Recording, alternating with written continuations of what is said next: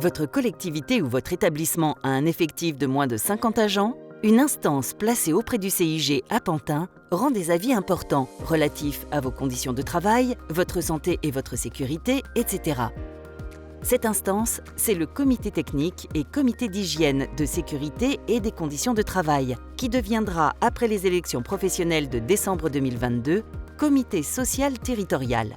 Le CST comportera une formation spécialisée en matière d'hygiène, de sécurité et de conditions de travail. Cette instance est constituée de représentants du personnel et de représentants des employeurs publics de la Petite Couronne. En tant que présidente, j'ai un rôle de modérateur. Sur l'ensemble des dossiers, à chaque fois, je donne la parole aussi bien aux représentants syndicaux qu'aux représentants des collectivités. On débat et on arrive régulièrement à des synthèses parce que les deux parties s'entendent extrêmement bien. Le CST rend un avis sur de nombreuses questions d'intérêt collectif. Organisation et fonctionnement des services, politique indemnitaire, formation, hygiène, sécurité, conditions de travail, etc.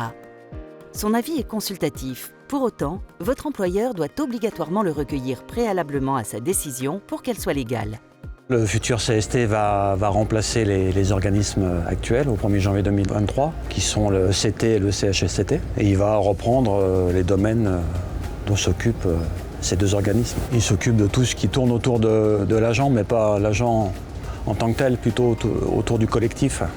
C'est-à-dire, on parle notamment des refontes d'organigrammes, des créations de postes, des suppressions de postes, et aussi des lignes directrices de gestion qui vont traiter de la mobilité et de la promotion interne, mais toujours dans un cadre collectif.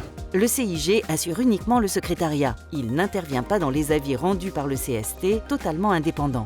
Quand un avis défavorable est rendu, on peut se dire que du côté de l'autorité territoriale, il va y avoir un questionnement, se dire mais pourquoi le CT, CHSCT, pourquoi le CST bientôt, a donné un avis défavorable sur une question particulière. Du moins cette question-là peut se poser au sein de l'autorité et peut-être que ça peut amener aussi à amender le projet ou du moins à tenir compte de cet avis.